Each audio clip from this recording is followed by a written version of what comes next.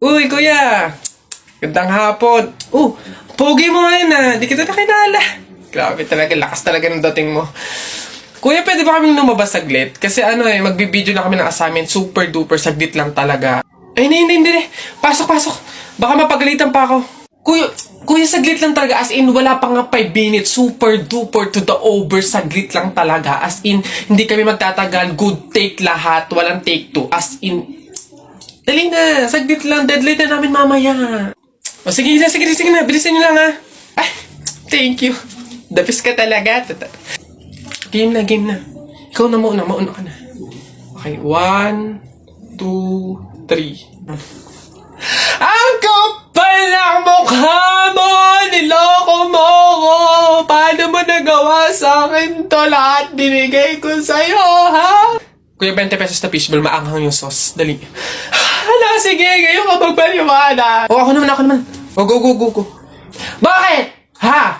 Ako lang ba nagloko? Di ba ikaw din? Nung mga panahon na wala ka. Wala akong malapitan dahil nandun ka sa mga ex mo, di ba? Kuya, scramble yung tikten tapos damihan mo ng alamang. Ano? Sige, ngayon mo isumbat sa akin lahat. Okay na po. Thank you po. Hoy! Pasok! Ito pa. Uy, gagi na kita. Takbo! Kakabagot naman. Ay, pre! May challenge ako sa'yo. Ano na naman yun? Ay, wag na nga pala. Pang tunay na lalaki nga lang pala yung mga challenge ko. Wag na lang. Bakla ka nga pala. Wag na lang. Kulit naman, sabing walang bakla dito, tol. Ay, we? Sige nga, duraan mo nga yung hawakan dun sa hagdan. Dali. Yan. Ang dali-dali lang yan. Minsan, hirapan mo naman, ha? Minsan. Dali-dali. Ita mo, ha? Wait lang, ha?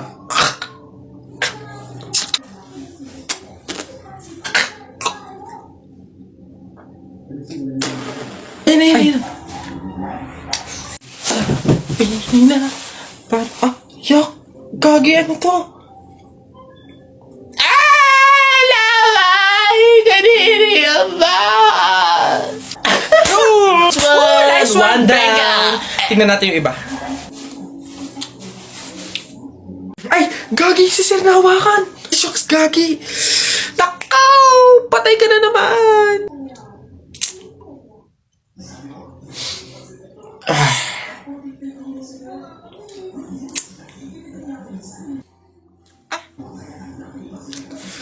Pumunta kayo sa guidance. Nako, tita, condolence po. Ay, ba't ka naman nakaganyan, tutoy? Nakaasul ka pa. Alam mo namang ibig sabihin nun pag may borol, masaya ka nung namatayan kami. Baka pwede magpalit ka, ha? Balik ka na lang ulit. Ay, ganun po ba? Sige po, pasensya na po, babalik po ako.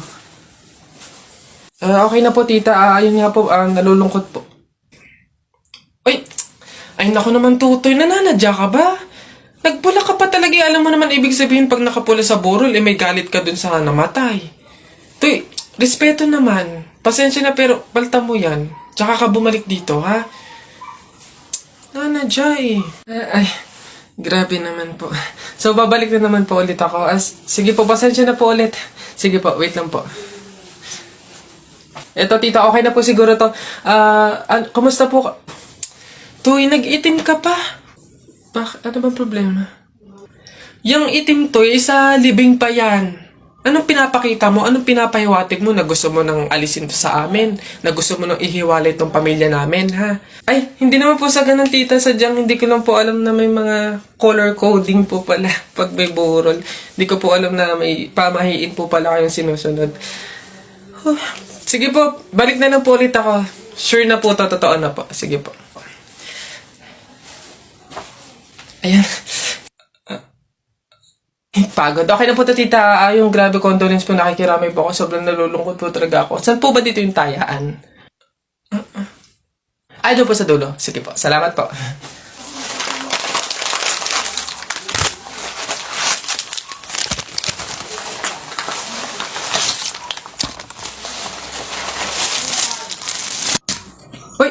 Hoy anak, ano yung ginagawa mo? Bakit ka naman nag-uwi ng pagkain na galing sa burol ni Katay nyo? Dami naman natin pagkain dito, ha? Nakakahiya ka. Tsaka alam mo, masama yan, ha? Ang pamahiin ng mga matatanda dyan kapag nag-uwi ka ng pagkain na galing sa burol, naku, tsak may mga kapitbahay tayong mamamatay din. Yun nga, mama eh. Kaya nga ginawa ko yun. Kaya kumuha ko ng mga pagkain doon sa burol at dinala dito sa bahay natin para mamatay na yung mga kapitbahay natin. Lalo na yung si Aling Marites. Alam mo ba, ma? Sabi, narinig ko, hindi ka na daw virgin. Anong sabi? Hindi na ako virgin? Kumuha ka ng karton tsaka ng sako. Pumunta tayo sa burol ni Katen. Yung kunin mo lahat ng pagkain doon. Hoy, nak, gumising ka. Ma, bakit? May dadaan na karon ng patay mamaya. Pamahiin na dapat daw walang tulog, dapat gising kapag may dadaan na karon ng patay. Kasi baka daw isama ka nung namatay. Sige ka.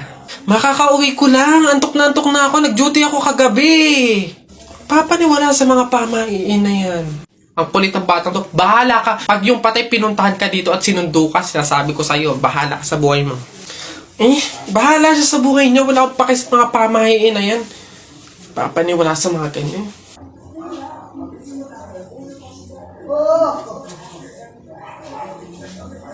Ma, di ba sinabi? Sino ka? Ikaw yung patay dun sa kabilang kanto? Ay, ikaw yung karo ng patay na dumaan kanina. Gising ako nun. Oo, nung dumaan ka kanina. Joke lang yung kanina kung narinig mo. Joke lang yun. Gising ako nun. Ayoko! Joke lang yun! Ayoko! Gusto ka mabuhay, wag. Pre, patay ako. Oh, bakit? Bagsak ako sa lahat ng exam. As in, lahat ng subject ka, bagsak ako. Paano nangyari yun? Ginawa mo ba yung sinabi kong pamahiin sa'yo na kapag may exam, maglagay ka ng libro sa ilalim ng unan bago matulog? Yun nga ginawa ko naman yung sinabi mong pamahiin eh. Kaso, ewan ko ba't hindi gumana? O, yun naman pala eh. Nakalimutan mo pa rin yung review mo? Ha? Ay, kailangan ba mag-review? Ay, naku naman. Naglalagay ng libro sa ilalim ng unan bago matulog kapag may exam para hindi makalimutan yung ni-review. Kaya pala hindi gumana. Akala ko maglalagay ng libro sa ilalim ng unan bago matulog para para magkasagot yung exam.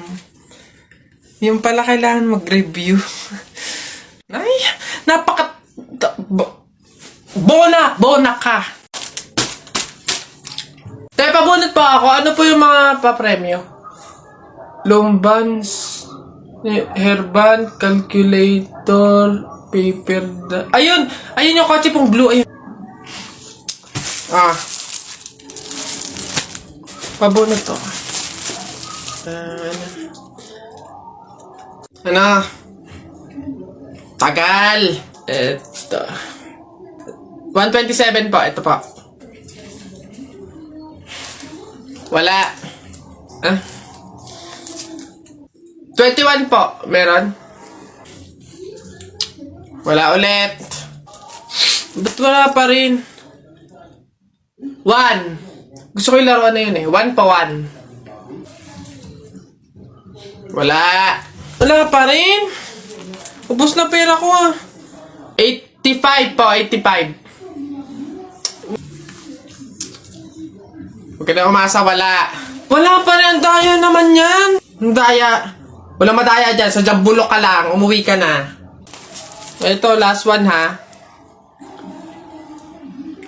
42 po. Meron? Wala. Ano ba yan? Wala na akong pera. Daya naman yan. Huwag na nga. Tara, buhatin na natin yung kabaong. Ay, teka.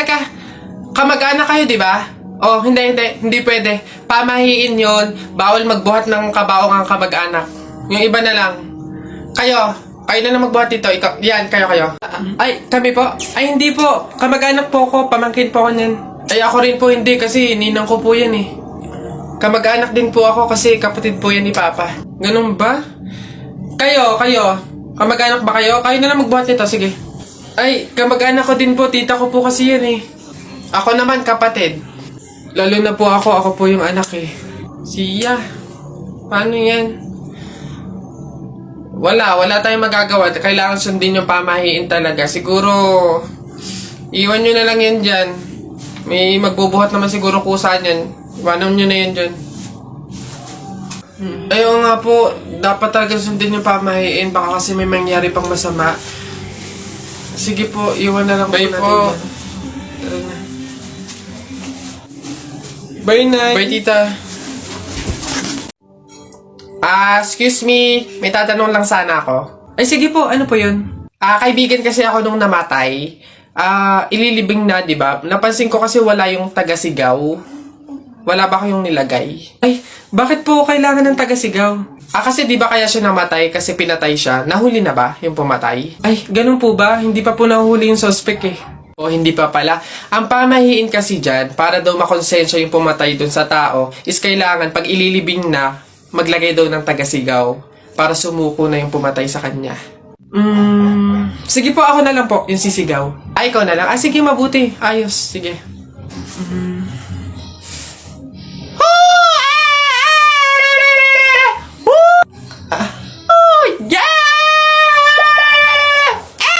Nak!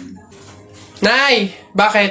Mamaya bago ilibing yung lolo mo, kunin mo yung pera sa kamay niya, ha? Ha? Grabe naman, bakit kukunin? Kasi pamahiin daw, swerte daw yung pera na yun. Dali. Ay, totoo, Nay? Sige. Lo, tabi-tabi lang po muna, ha? Kukunin ko lang po yung pera kasi sabi po, swerte daw po yun. Hoy! Anong swerte-swerte? Walang makikinabang na swerte ko hanggang sa huli kong hantungan. Dadaya ng mga to, swerte-swerte. Ako na nga tong namatay, aagawan nyo pa ako ng swerte. Makaranas man lang ako ng swerte.